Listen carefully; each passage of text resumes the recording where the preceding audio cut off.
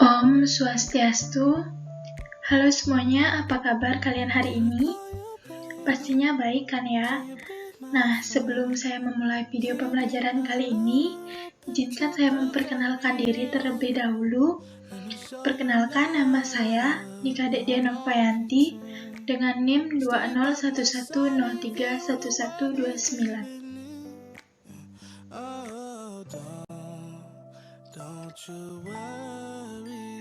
Pada video pembelajaran kali ini, saya akan membahas tentang teori pendidikan modern.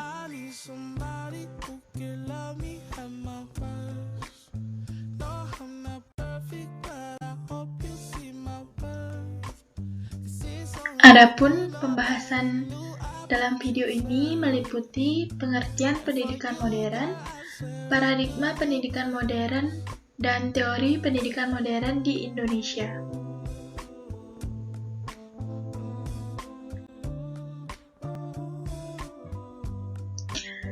Pengertian pendidikan modern. Pendidikan modern adalah pembelajaran pengetahuan, keterampilan, dan kebiasaan sekelompok orang yang diturunkan dari satu generasi ke generasi berikutnya melalui pengajaran, pelatihan, atau penelitian.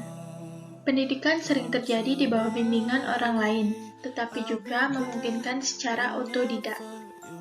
Setiap pengalaman yang memiliki efek formatif pada cara orang berpikir, merasa, atau tindakan dapat dianggap pendidikan. Pendidikan umumnya dibagi menjadi beberapa tahap seperti prasekolah, sekolah dasar, sekolah menengah, dan kemudian perguruan tinggi, universitas atau magang.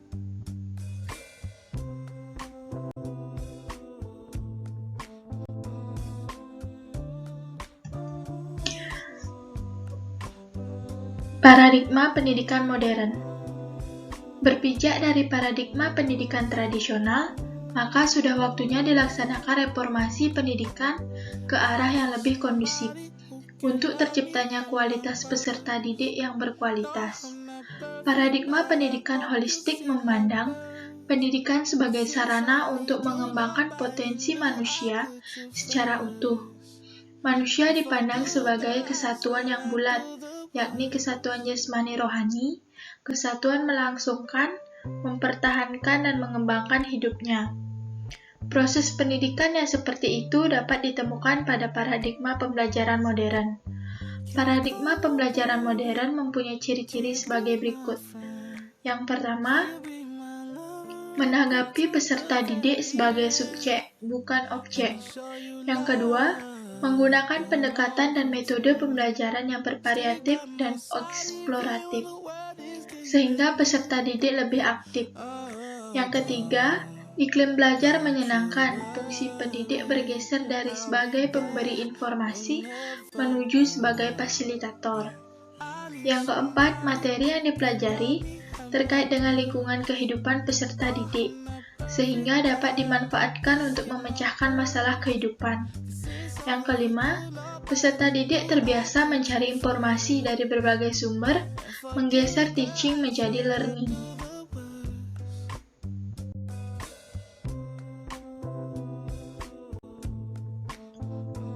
Nah, apa saja sih teori-teori pendidikan modern itu?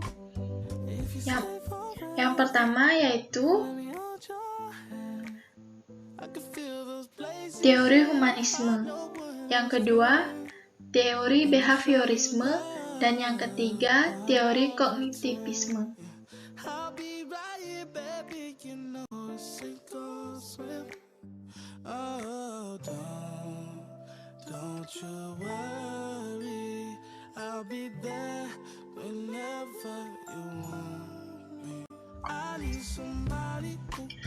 Nah, teori yang pertama yaitu teori humanisme. Humanisme berasal dari bahasa Latin humanis yang berarti manusia, dan isme berarti paham atau aliran. Humanisme merupakan istilah yang sering digunakan pada kalangan masyarakat Indonesia sebagai suatu kata yang mengungkapkan tentang sesuatu yang berhubungan dengan manusia.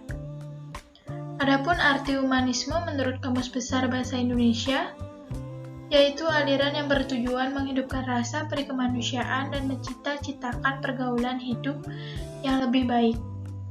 Semula, humanisme adalah gerakan dengan tujuan untuk mempromosikan harkat dan martabat manusia sebagai pemikiran etis yang menjunjung tinggi manusia.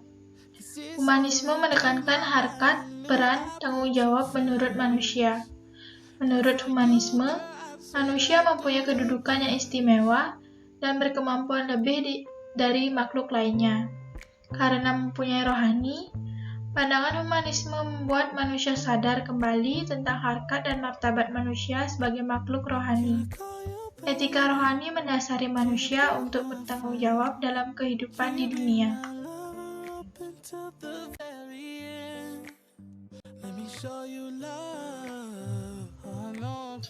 Adapun humanisme itu sendiri sangatlah berkaitan dengan kegiatan kehidupan masyarakat yang berkaitan seperti humanisme terkait pendidikan pembelajaran kepada para siswa, humanisme terkait keagamaan, hingga humanisme universal yang mencakup satu dunia, satu bangsa.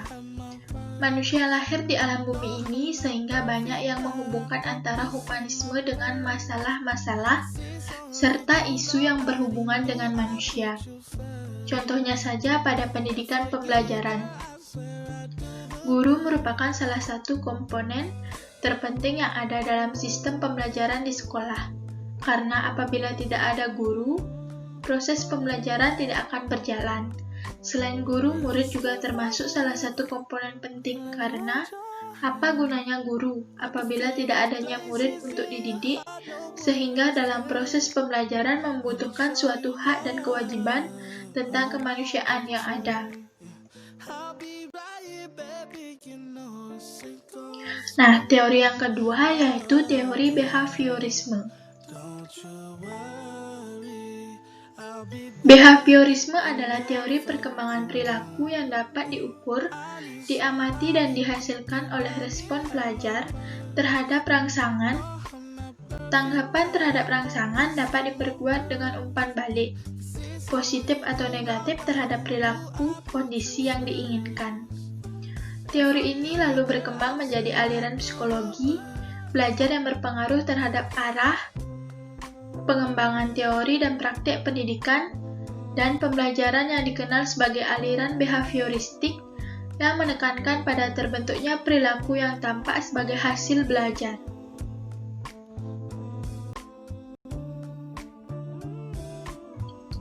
Aliran psikologi belajar yang sangat besar pengaruhnya terhadap arah pengembangan teori dan praktek pendidikan dan pembelajaran hingga kini adalah aliran behavioristik.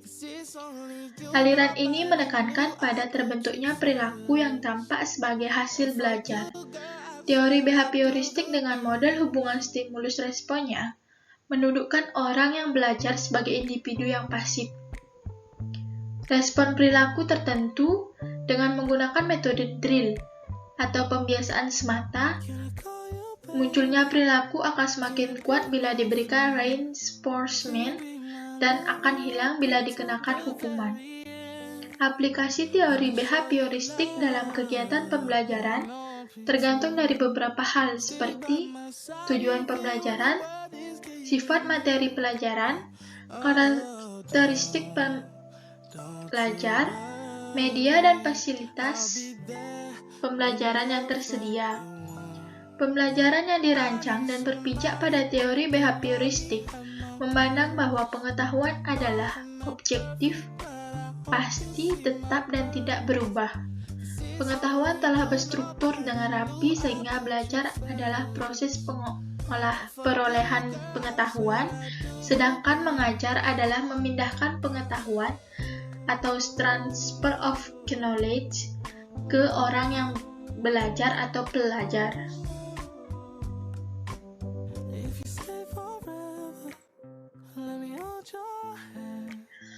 Fungsi mind atau pikiran adalah untuk menjiplak struktur pengetahuan yang sudah ada melalui proses berpikir yang dapat dianalisis dan dipilih, sehingga makna yang dihasilkan dari proses berpikir seperti ini ditentukan oleh karakteristik struktur pengetahuan tersebut. Pelajar diharapkan akan memiliki pemahaman yang sama terhadap pengetahuan yang diajarkan. Artinya, apa yang dipahami oleh pengajar atau guru, itulah yang harus dipahami oleh murid. Metode behavioristik ini sangat cocok untuk memperoleh kemampuan yang membutuhkan praktek dan pembiasaan yang mengandung unsur-unsur seperti kecepatan, spontanitas, kelenturan, refleks, daya tahan, dan sebagainya. Contohnya, percakapan bahasa asing, mengetik, menari, menggunakan komputer, berenang, olahraga, dan sebagainya. Teori ini juga cocok diterapkan untuk melatih anak-anak yang masih membutuhkan dominansi peran orang dewasa, suka mengulangi dan harus dibiasakan, suka meniru dan senang dengan bentuk-bentuk penghargaan langsung, seperti diberi permen atau pujian.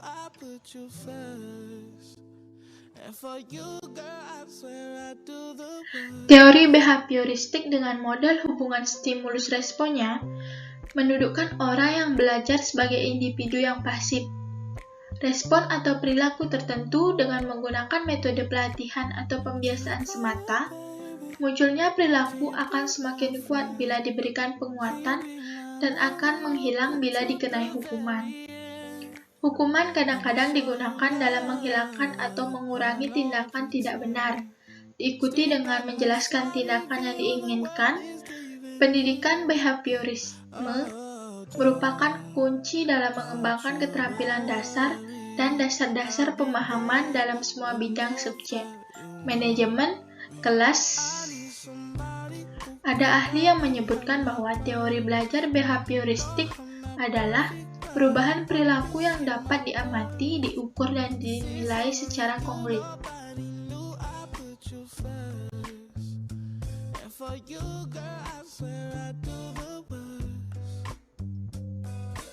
Ciri dari teori behaviorisme adalah mengutamakan unsur-unsur dan bagian kecil, bersifat mekanistik, menekankan peranan lingkungan, mementingkan pembentukan reaksi atau respon, menekankan pentingnya pelatihan, mementingkan mekanisme hasil belajar, mementingkan peran kemampuan dan hasil belajar yang diperoleh adalah munculnya perilaku yang diinginkan.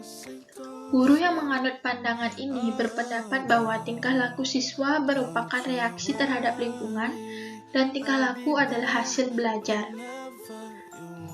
Dalam konsep pembelajaran, proses cenderung pasif berkenaan dengan teori behavioris. Pelajar menggunakan tingkat keterampilan pengolahan rendah untuk memahami materi, dan materi sering terisolasi dari konteks dunia nyata atau situasi. Detail tanggung jawab ditempatkan pada pelajar mengenai pendidikannya sendiri.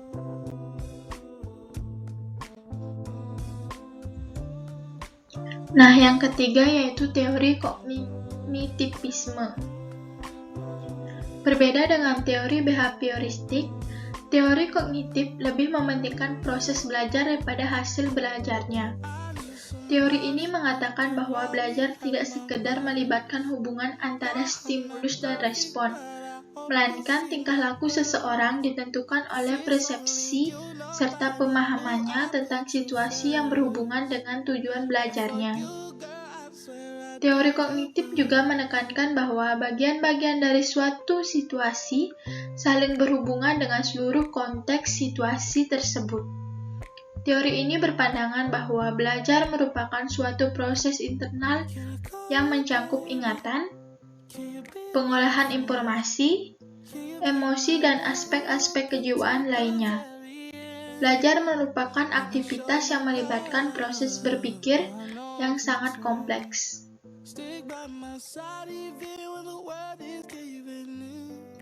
Prinsip umum teori belajar kognitif diantaranya adalah lebih mementingkan proses belajar daripada hasil, disebut model perseptual. Tingkah laku seseorang ditentukan oleh persepsi, serta pemahamannya tentang situasi yang berhubungan dengan tujuan belajarnya. Belajar merupakan perubahan persepsi dan pemahaman yang tidak selalu dapat terlihat sebagai tingkah laku yang nampak. Memisah-misahkan atau membagi-bagi situasi atau materi pelajaran menjadi komponen-komponen yang kecil-kecil dan mempelajarinya secara terpisah-pisah akan kehilangan makna. Belajar merupakan suatu proses internal yang mencakup ingatan, retensi, pengolahan informasi, emosi, dan aspek-aspek kejiwaan lainnya. Belajar merupakan aktivitas yang melibatkan proses berpikir yang sangat kompleks.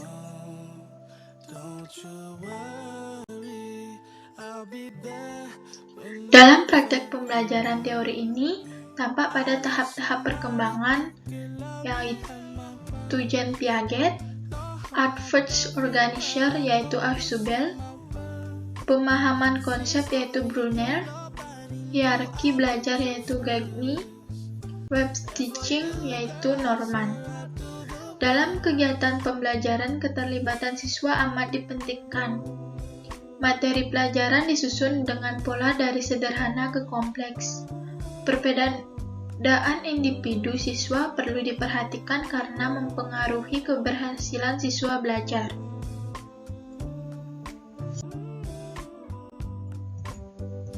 Beberapa pandangan tentang teori kognitif diantaranya: yang pertama, teori perkembangan Piaget. Piaget merupakan salah seorang tokoh yang disebut-sebut sebagai pelopor aliran konstruktivisme. Salah satu sumbangan pemikirannya yang banyak digunakan sebagai rujukan untuk memahami perkembangan kognitif individu, yaitu teori tentang tahapan perkembangan individu. Menurut Piaget, perkembangan kognitif merupakan suatu proses genetik, yaitu suatu proses yang didasarkan atas mekanisme biologis. Perkembangan sistem saraf. Dengan makin bertambahnya umur seseorang, maka makin komplekslah susunan sel sarafnya dan makin meningkat pula kemampuannya. Piaget tidak melihat perkembangan kognitif sebagai sesuatu yang dapat didefinisikan secara kuantitatif. Ia menyimpulkan bahwa daya pikir atau kekuatan mental anak yang berbeda usia akan berbeda pula secara kualitatif. Menurut Piaget, proses belajar akan terjadi jika mengikuti tahap-tahap asimilasi, akomodasi, dan ekuilibrasi, atau penyimbangan antara asimilasi dan akomodasi.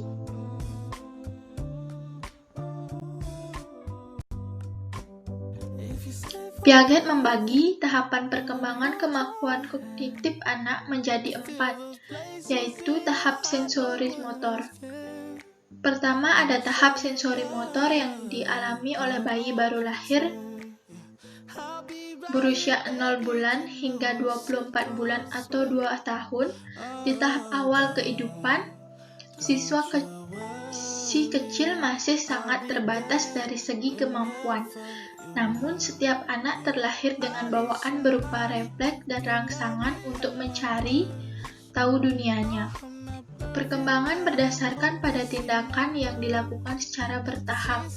Ia juga belum mampu mempertimbangkan apa saja keinginan, kepentingan, dan kebutuhan orang lain yang membuatnya dianggap egosentris. Beberapa kemampuan yang dimiliki oleh si kecil di tahap usia ini antara lain suka memperhatikan sesuatu dengan waktu lama, memperhatikan suatu objek sebagai hal yang tetap dan ingin merubah letaknya, melihat dirinya sendiri sebagai makhluk yang berbeda dari objek di sekelilingnya, mencari rangsangan melalui suara dan sinar lampu, mengartikan sesuatu dengan cara memanipulasinya.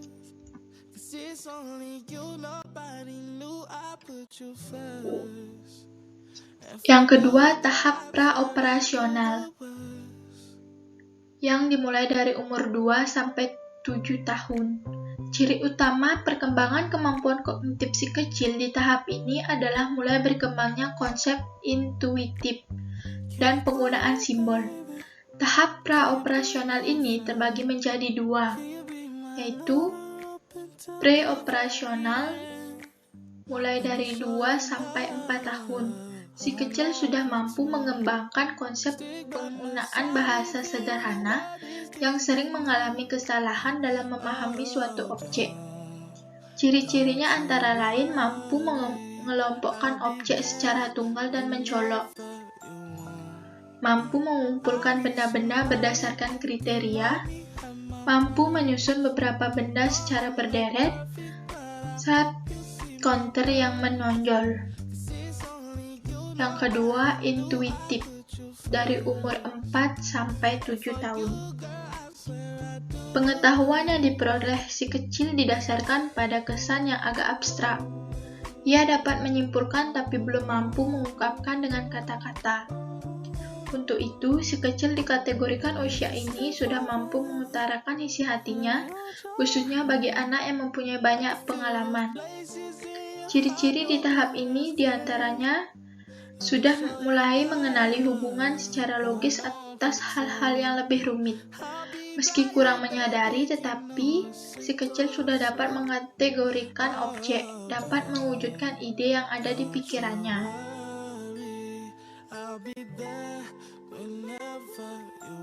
Tahap yang ketiga yaitu tahap operasional konkret. Tahap ketiga perkembangan kemampuan kognitif anak adalah operasional konkret yang dimiliki oleh anak di kategori usia 7-11 tahun. Berikut ini ciri-ciri perkembangan di tahap ini, yaitu sudah mampu mengelompokkan objek atau situasi tertentu dan mengurutkan sesuatu. Kemampuan dalam mengingat dan berpikir logis juga semakin meningkat. Memahami sebab akibat secara rasional dan sistematis. Mulai dapat belajar membaca dan matematika. Sikap egosentrisnya semakin berkurang secara perlahan. Yang keempat, tahap operasional formal, mulai dari 11 tahun. Memasuki usia pra-remaja, anak pada tahap operasional formal memiliki beberapa ciri-ciri sebagai berikut, yaitu sudah menguasai penalaran dan berpikir secara abstrak, mampu menarik kesimpulan dari informasi yang ia dapat, memahami konsep yang bersifat abstrak, seperti nilai dan cinta, sudah dapat melihat realitas yang terkadang bisa abu-abu, tidak melulu hitam dan putih. Kemampuan ini sangat penting karena akan membantu ia melewati masa peralihan dari fase remaja menuju fase dewasa.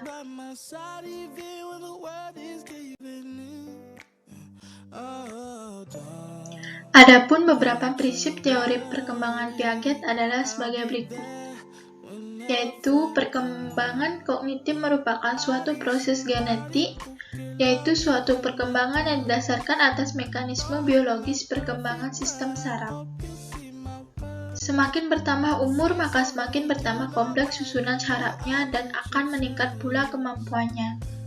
Daya pikir anak yang berbeda usia akan berbeda secara kualitatif. Proses adaptasi mempunyai dua bentuk dan terjadi secara simultan, yaitu akomodasi dan asimilasi. Proses belajar akan terjadi jika mengikuti tahap-tahap asimilasi, akomodasi, dan ekuilibrasi atau penyeimbangan. Proses belajar akan mengikuti tahap-tahap perkembangan sesuai dengan umurnya. Hanya dengan mengaktifkan pengetahuan dan pengalaman secara optimal, asimilasi dan akomodasi pengetahuan dan pengalaman dapat terjadi dengan baik.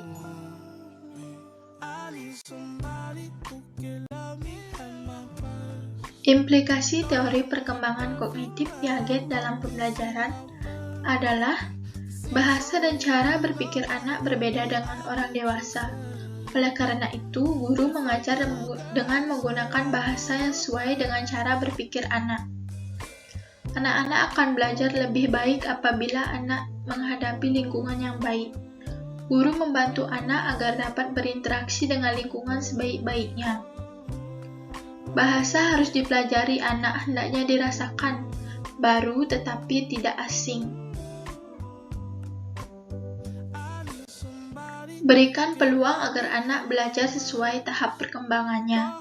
Di dalam kelas, anak-anak hendaknya diberi peluang untuk saling berbicara dan diskusi dengan teman-temannya.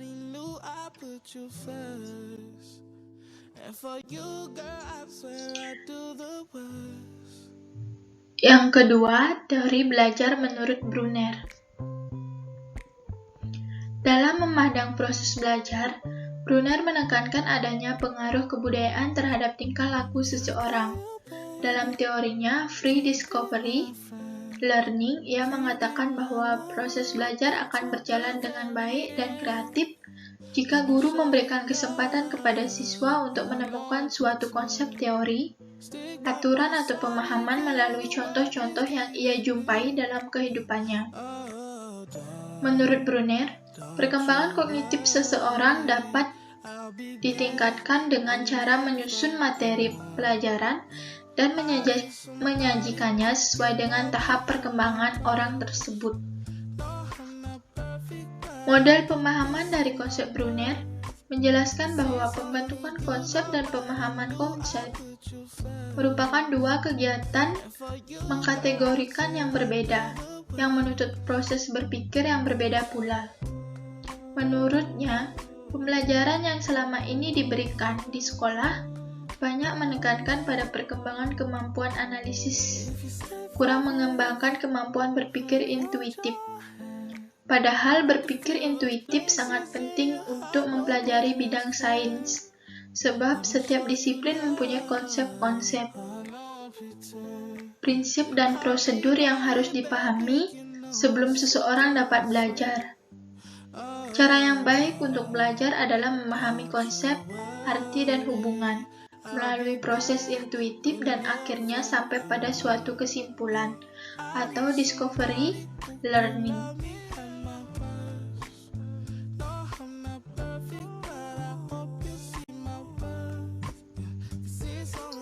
Beberapa prinsip teori Brunner adalah perkembangan kognitif ditandai dengan adanya kemajuan menanggapi perangsang. Peningkatan pengetahuan bergantung pada perkembangan sistem penyimpanan informasi secara realistis. Perkembangan intelektual meliputi perkembangan kemampuan berbicara pada diri sendiri atau orang lain.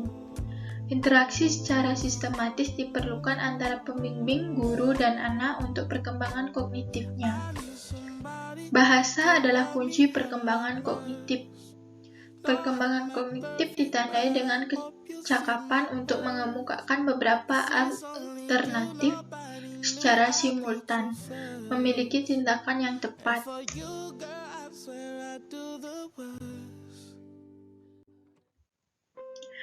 Yang ketiga, teori belajar bermakna Ausubel.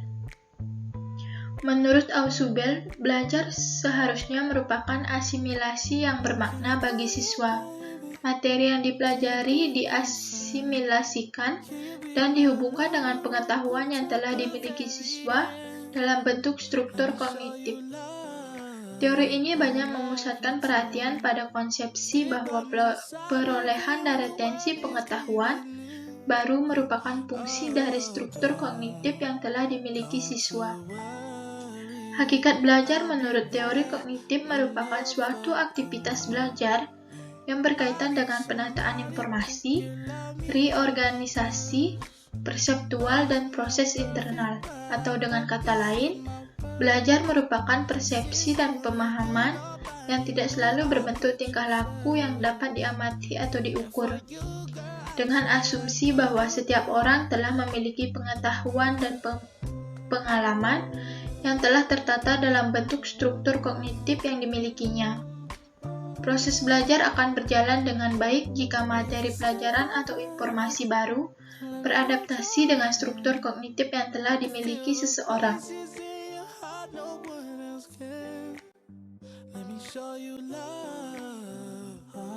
Beberapa prinsip teori Ausubel adalah proses belajar akan terjadi jika seseorang mampu mengasimilasikan pengetahuan yang telah dimilikinya dengan pengetahuan baru. Proses belajar akan terjadi melalui tahap-tahap memperhatikan stimulus, memahami makna stimulus, menyimpan dan menggunakan informasi yang sudah dipahami. Siswa lebih ditekankan untuk berpikir secara deduktif. Adapun aplikasi teori kognitif dalam pembelajaran, yaitu keterlibatan siswa secara aktif amat dipentingkan. Untuk meningkatkan minat dan meningkatkan retensi belajar, perlu mengaitkan pengetahuan baru dengan struktur kognitif yang telah dimiliki siswa. Materi pelajaran disusun dengan menggunakan pola atau logika tertentu dari sederhana ke kompleks. Perbedaan individu pada siswa perlu diperhatikan karena faktor ini sangat mempengaruhi keberhasilan belajar.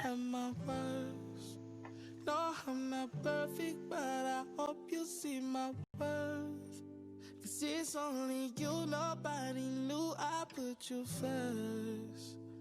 And for you, girl, I swear I do the worst.